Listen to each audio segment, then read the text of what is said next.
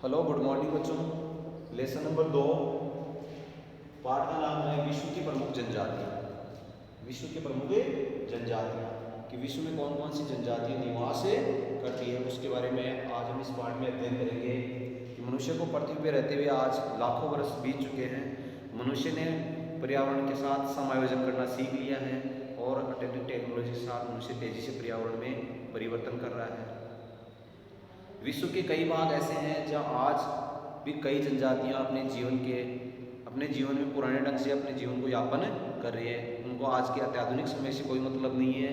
उनके रहन सहन, खान पान, रीति रिवाज, वेशभूषा अपनी अलग है सबसे। तो हम सबसे पहले जनजाति की डेफिनेशन देखेंगे। जनजाति किसे कहते हैं? जनजाति लोगों का वह समूह है जो सामाजिक रीति रिवाजों वह सांस्कृतिक परंपराओं द्वारा एक दूसरे से अपना घनिष्ठ संबंध रखती है, उसे जनजाति कहते हैं। जनजाति किसे कहते हैं? जनजाति लोगों का वह समूह है जो सामाजिक रीति रिवाजों व सांस्कृतिक परंपराओं द्वारा एक दूसरे से अपना घनिष्ठ संबंध रखती है, इसे जनजाति कहते हैं। उसके बाद में है कि विश्व में निवास करने वाली जनजातियाँ, कि विश्व में कौन कौन सी जनजातियाँ निवास करती है, उनके बारे में अपन अध्ययन करेंगे। तो सबसे पहले है ध्रुवीय प्रदेशों के निवासी या ठंडे प्रदेशों के निवासी। उनमें है एस्किमो जनजाति और सेमोयेडस जनजाति। दो जनजातियां हैं जो ध्रुवीय प्रदेशों में निवास करती है। आपसे एक नंबर का क्वेश्चन पूछा जा सकता है कि ध्रुवीय प्रदेशों में निवास करने वाली जनजातियों के नाम बताइए। आप बताएंगे एस्किमो जनजाति व सेमोयेडस जनजाति। अगले है भूमध्य रेखीय वनों के निवासी, कि भूमध्य रेखीय वनों में निवास करने वाले दो जातियों के नाम बताइए। तो आप उसमें बताएंगे पिग्मी सेमांग व सकाई। पिग्मी सेमांग व सकाई तीन जातियां हैं जो भूमध्य रेखीय वनों के निवासी हैं। उसके बाद में है कालारी मरुस्थल के निवासी। जो कालारी मरुस्थल है ये अफ्रीका महाद्वीप में है। तो यहाँ एक जनजाति निवास करती है, वो जनजाति है बुशमैन जनजाति। उसके बाद में है उष्णकटिबंधीय घास के क्षेत्रों के निवासी। उष्णकटिबंधीय घास के क्षेत्रों के निवासी कौन सी जनजाति है? मसाई व बद्दू। दो जनजातियां हैं, मसाई व बद्दू। ये जनजातियां हैं उष्णकटिबंधीय घास के क्षेत्रों में निवास करती हैं। उसके बाद में समशीतोष्ण कटिबंधीय घास के क्षेत्रों के निवासी। समशीतोष्ण कटिबंधीय घास के क्षेत्रों के निवासी एक जनजाति है जिसका नाम है खिरगिज। खिरगिज जनजाति। ये जनजाति समशीतोष्ण कटिबंधीय घास के क्षेत्रों में निवास करती है। उसके बाद में दुर्गम पहाड़ी व पठारी क्षेत्रों के निवासी। दुर्गम पहाड़ी व पठारी क्षेत्रों के निवासी। दुर्गम पहाड़ी व पठारी क्षेत्रों में कौन कौन सी जनजातियां निवास करती है? इनमें है संथाल, भील, मीणा, गौड़। ये जनजातियां जो दुर्गम पहाड़ी व पठारी क्षेत्रों में निवास करती है। तो इन जनजातियों में से अपन विश्व में निवास करने वाली जनजाति है एस्किमो जनजाति और बुशमैन जनजाति। ये दो जनजातियां ऐसी है जो भारत से बाहर विश्व में निवास करती है। इन दोनों जनजातियों के बारे में अध्ययन करेंगे। तो इसके बाद भील व गौड़, इसके बाद में भील व गौड़। तो इस पाठ में अपन इन चार जनजातियों के बारे में विस्तार से अध्ययन करेंगे। में दो जनजातियां तो विश्व में निवास करने वाली है, एस्किमो, बुशमैन। ये दो जनजातियां तो विश्व में निवास करती है क्योंकि ये भारत से बाहर है, इनका निवास क्षेत्र अलग है। तो ये दो जनजातियां तो विश्व में निवास करती है और ये दो जनजातियां भील और गौड़ ये भारत में निवास करने वाली जनजातियां हैं। तो अपन सबसे पहले विस्तार से एस्किमो जनजाति के बारे में विस्तार से अध्ययन करेंगे कि एस्किमो जनजाति लोगों का निवास क्षेत्र कहाँ है, इनके आर्थिक क्रियाकलाप क्या है, उनका वातावरण समायोजन क्या है, आधुनिक संस्कृति से इनका क्या संपर्क है। इन सब के बारे में सबसे पहले अपन एस्किमो जनजाति के बारे में विस्तार से अध्ययन करेंगे।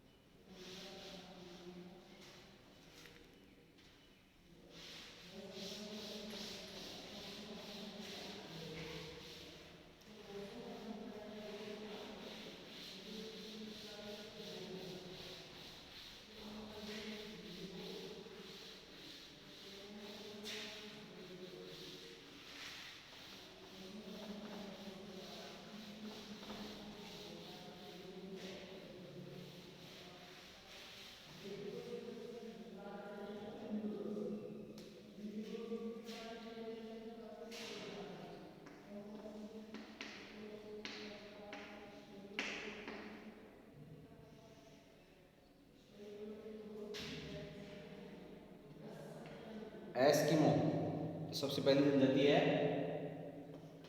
एस्किमो जनजाति। तो सबसे पहले देखेंगे एस्किमो का शाब्दिक अर्थ। आपसे पूछा जा सकता है कि एस्किमो का शाब्दिक अर्थ क्या होता है, तो आप लोग बताएंगे एस्किमो का शाब्दिक अर्थ है कच्चा मांस खाने वाला। कच्चा मांस खाने वाला, या एस्किमो का शाब्दिक अर्थ है कच्चा मांस खाने वाला या बर्फीले प्रदेशों के निवासी।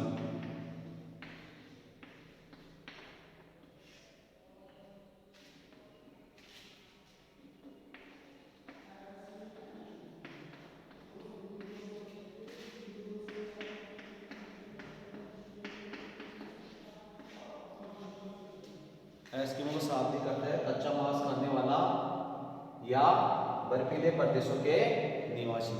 क्योंकि इनको कच्चा मांस खाने वाला क्यों कहते हैं, क्योंकि इन लोगों के क्षेत्रों में जलवायु बहुत ज़्यादा कठोर पाई जाती है, इसलिए वहाँ किसी प्रकार की कोई वनस्पति नहीं होती है, इसलिए लोग मांस को पका नहीं पाते हैं, इसलिए मांस को ये कच्चा ही खाते हैं। इस कारण एस्किमो का शाब्दिक अर्थ है कच्चा मांस खाने वाला या बर्फीले प्रदेशों में निवास करने वाला।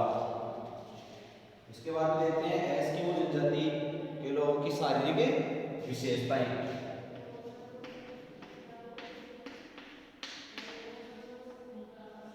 शारीरिक विशेषताएं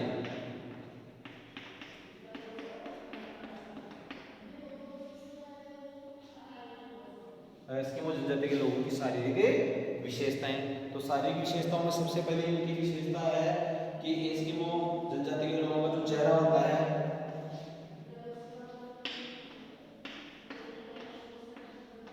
एस्किमो जनजाति के लोगों का चेहरा होता है,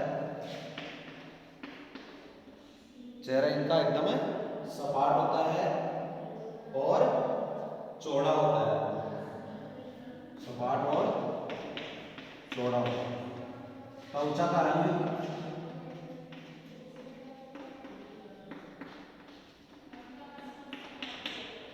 पीलापन लिए भूरा,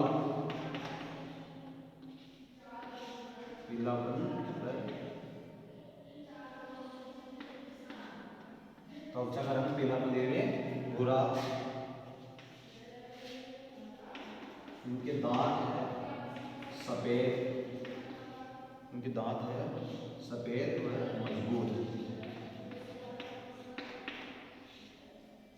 आंखें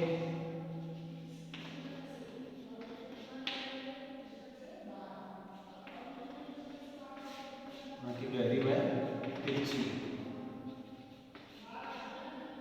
इनकी आंखें गहरी व तिरछी। बाल, इनके बाल होते हैं इनके भद्दे व काले, इनके जो बाल होते हैं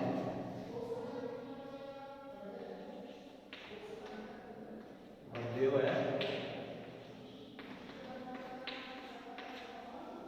व काले इनके बाल।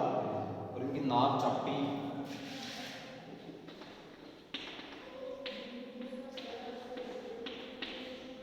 इनकी नाक चपटी होती है। ये एस्किमो जनजाति के लोगों की सारी विशेषता चेहरा सपाट व चौड़ा, त्वचा का रंग पीलापन लिए हुए भूरा, दांत सफेद व मजबूत और आंखें गहरी व तिरछी और बाल भद्दे व काले होते हैं और नाक इनकी चपटी होती है। यह एस्किमो जनजाति के लोगों की क्या है, शारीरिक विशेषता है। और एस्किमो ये जो जनजाति है ये अपना जो संबंध है मंगोल प्रजाति से अपना संबंध रखती है। एस्किमो जनजाति है मंगोल प्रजाति से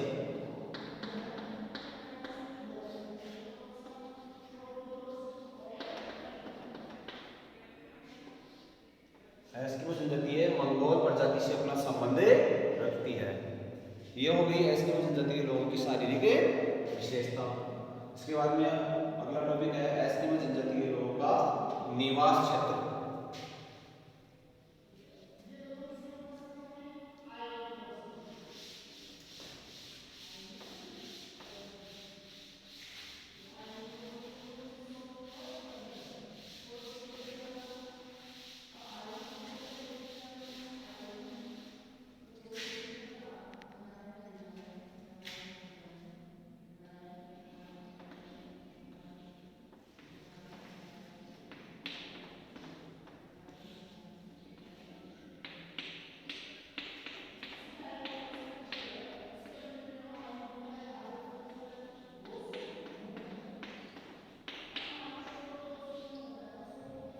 एस्किमो जनजाति के लोगों का निवास क्षेत्र।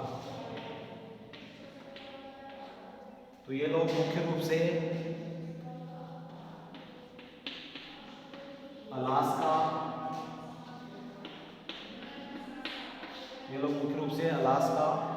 कनाडा, ग्रीनलैंड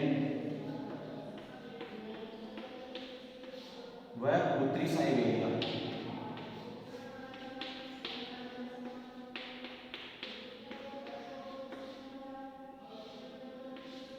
ये लोग मुख्य रूप से अलास्का, कनाडा, ग्रीनलैंड व उत्तरी साइबेरिया में निवास करते हैं, क्योंकि यहाँ का तापमान बहुत ज़्यादा कम होता है और यहाँ बर्फ की आंधियाँ चलती है।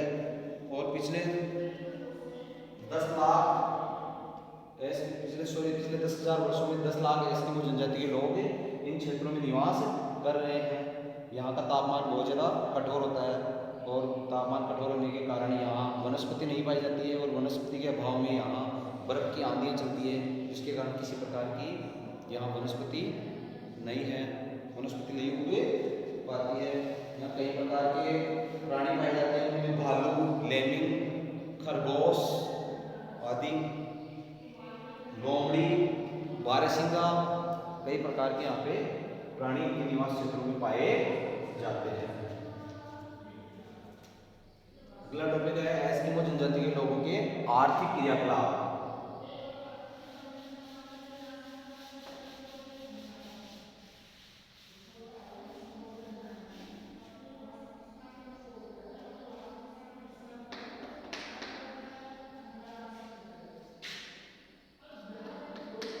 एस्किमो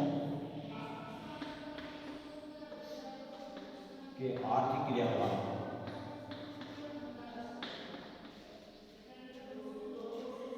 एस्किमो के आर्थिक क्रियाकलाप।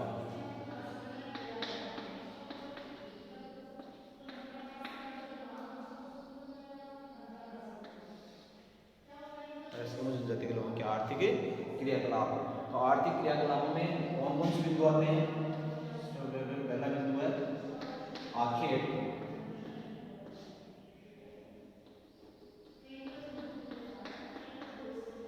दूसरा बिंदु है भोजन, तीसरा बिंदु है वस्त्र,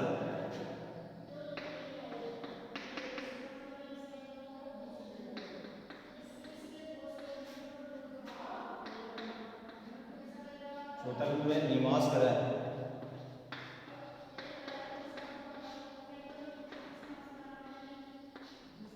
और पांचवा बिंदु है यंत्र व उपकरण।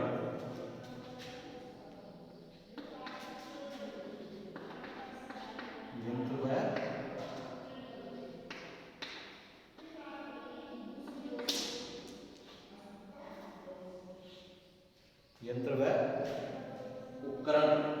तो सबसे पहले अपन देखेंगे एस्किमो जनजाति के लोगों के जो आर्थिक क्रियाकलाप है उनमें सबसे पहला बिंदु है आखेट। आखेट का मतलब है शिकार करना। तो एस्किमो जनजाति के लोग हैं दो प्रकार की ऋतुओं में आखेट करते हैं। उनमें सबसे पहले है शीतकालीन आखेट।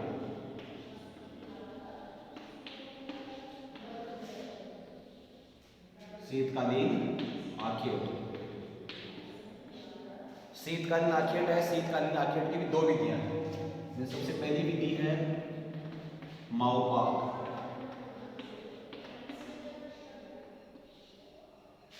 पहली विधि है माओपाक और दूसरी विधि है इतुरपाक।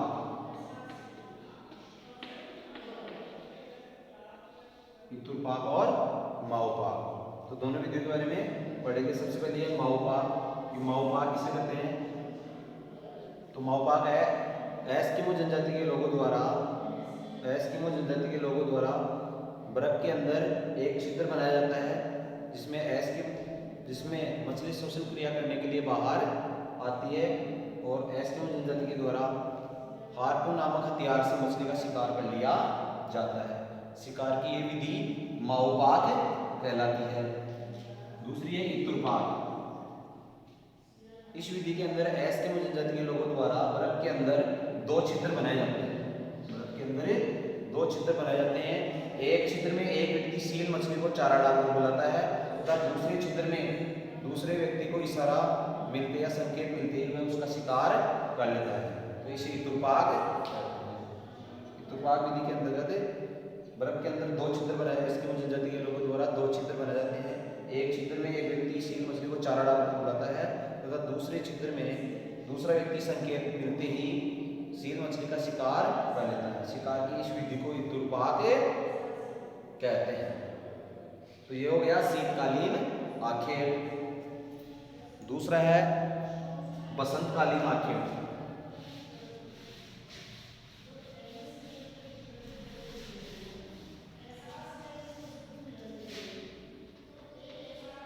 दूसरा है बसंतकालीन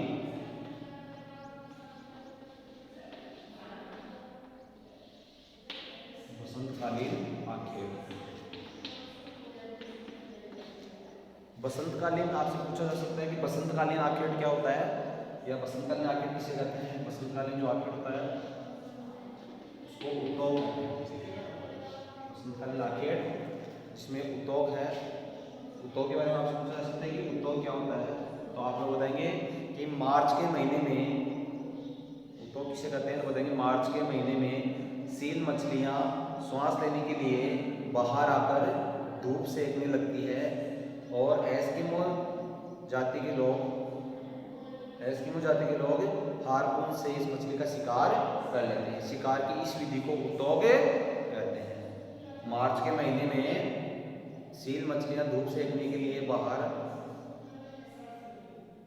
आकर आराम करती है तो हार्पून नामक हथियार से एस्किमो जनजाति के लोग उसका शिकार कर लेते हैं। इसे क्या कहते हैं, उतोग कहते हैं। तो शिकार की दो विधियां हो गई, शीतकालीन आखेट, बसंतकालीन आखेट। ये बसंतकालीन आखेट है, इसको उतोग के नाम से भी जाना जाता है।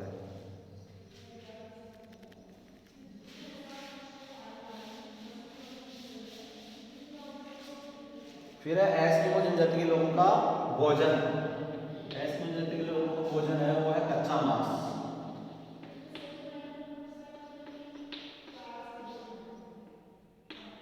एस्किमो जनजाति के लोगों का जो भोजन है वो है कच्चा मांस। इसके अलावा इन लोगों के जीवन में सील,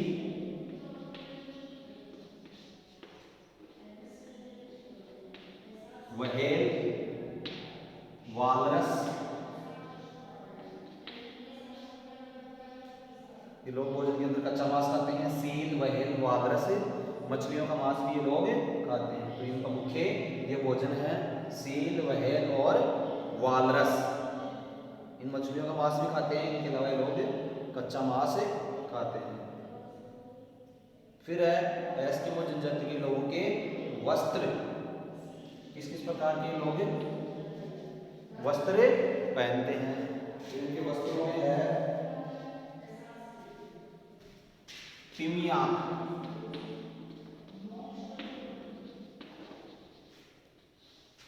अनोहाक, तिमियाक, अनोहाक और कार्मिक।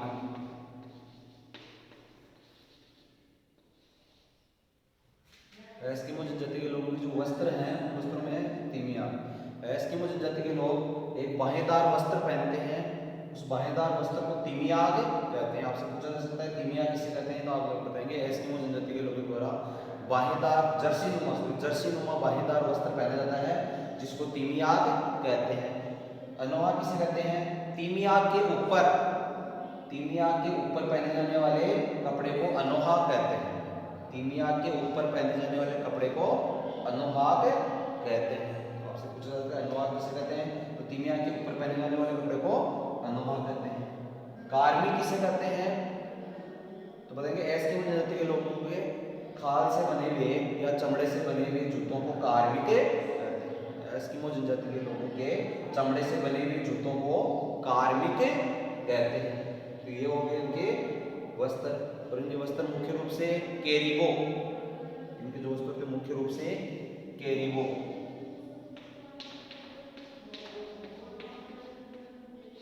जिसको 12 सिंगल कहते हैं। केरिबो या 12 सिंगल उसकी खाल के बने होते हैं या सील मछली की खाल के बने होते हैं। ये हो गए इनके वस्त्र।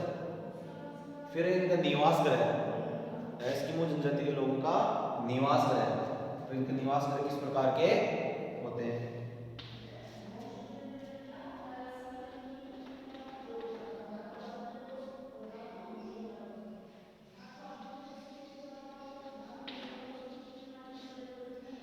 इनके जो निवास ग्रह होते हैं वो एक तो होते हैं इग्लू। इग्लू क्या होते हैं? बर्फ से निर्मित जो मकान होते हैं उनको इग्लू कहते हैं। एस्किमो जनजाति के लोगों के जो बर्फ से निर्मित मकान होते हैं उनको इग्लू कहते हैं। और कर्मक, ये कर्मक जो मकान होते हैं ये सील, व्हेल और वालरस इनकी हड्डियों से बनाए जाते हैं मकान, जो आधे भूमिगत होते हैं और आधे भूमि से ऊपर होते हैं। ऐसे मकानों को कर्मक कहते हैं। जो कर्मक होते हैं सील, व्हेल, वालरस इन मछलियों की हड्डियों से बने होते हैं। ये ऐसे मकान आधे भूमिगत होते हैं, आधे भूमि से बाहर होते हैं, इनको कर्मक कहते हैं। फिर है यंत्र व उपकरण। यंत्र व उपकरण के एस्किमो जनजाति के लोग कौन कौन से यंत्र और उपकरण अपने दैनिक जीवन में काम में लेते हैं?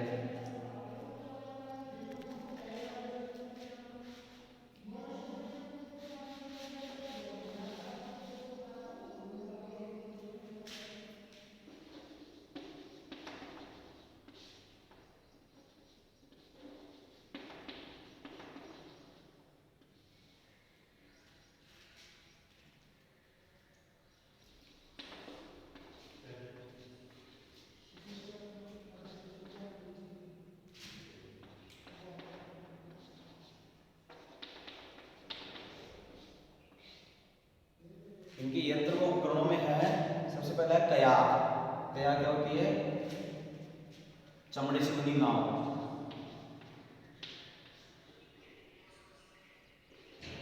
चमड़े की नाव, तो कयाक क्या होता है? चमड़े से बनी एक प्रकार की नाव जिसको कयाक कहते हैं।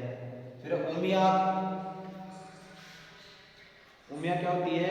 कयाक से बड़ी नाव होती है उसको उमिया कहते हैं। कयाक से जो बड़ी नाव होती है उसको उमिया कहते हैं। सील मछली का शिकार करने के लिए उमियों का उपयोग किया जाता है। हार्पून क्या होता है? सील मछली का शिकार करने के लिए भालेनुमा जो हथियार होता है उसको हार्पून कहते हैं। सील मछली का शिकार करने के लिए जो भालेनुमा हथियार होता है उसको हार्पून कहते हैं। स्लेज गाड़ी, ये बिना पहियों की गाड़ी होती है, इसको बर्फ के ऊपर चलाया जाता है, इसको रेनडियर नामक प्राणी के द्वारा चलाया जाता है।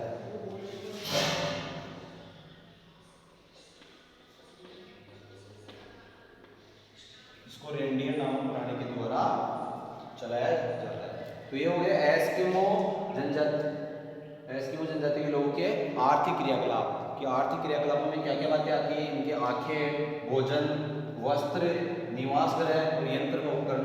तो आप लोगों ने देखी कि आखेट दो विधियों से होते हैं, शीतकालीन आखेट, बसंतकालीन आखेट। शीतकालीन आखेट की दो विधियां होती हैं, माऊपाक और इतुरपाक, तो आप लोगों ने पढ़ी। फिर बसंतकालीन आखेट में उद्योग होता है, तो लोगों ने पढ़ा। फिर इनका भोजन है, भोजन के अंदर मुख्य रूप से कच्चा मांस, सील, व्हेल, वालरस मछलियां आती हैं। इनके वस्त्र तिमिहाक, अनोहाक और कार्मिक। निवास गृह में इग्लू और कर्मक। उसके बाद इनके यंत्र उपकरण में कयाक, उमियाक, हार्पून और स्लेज। तो ये तो हो गए इनके आर्थिक क्रियाकलाप। उसके बाद में है बसंतकालीन, सॉरी उसके बाद में है कि समाज जो है संस्कृति।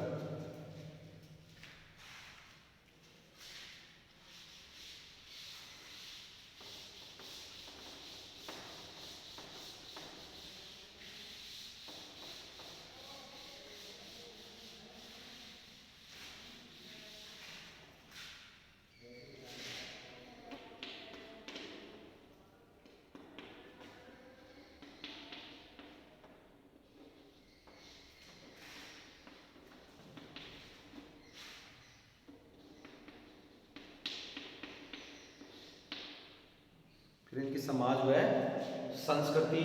तो समाज व संस्कृति में ये लोग हैं छोटे छोटे समूह में रहते हैं। छोटे छोटे ये लोग छोटे छोटे समूह में रहते हैं। इनका जीवन है वो घुमक्कड़ होता है। इनका जीवन है वो घुमक्कड़।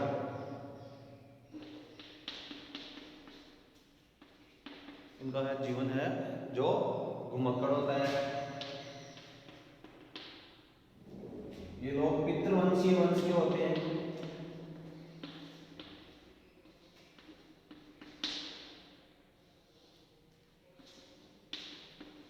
ये लोग पितृवंशीय वंश के होते हैं। ये लोग जादू टोना में विश्वास करते हैं।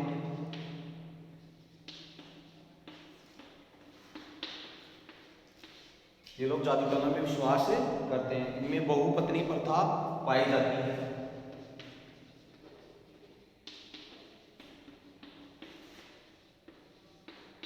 इन लोगों में बहुपत्नी प्रथा पाई जाती है। ये लोग एल्यूट भाषा बोलते हैं। एल्यूट भाषा आपसे पूछा जा सकता है, ध्यान रखिए कि ये लोग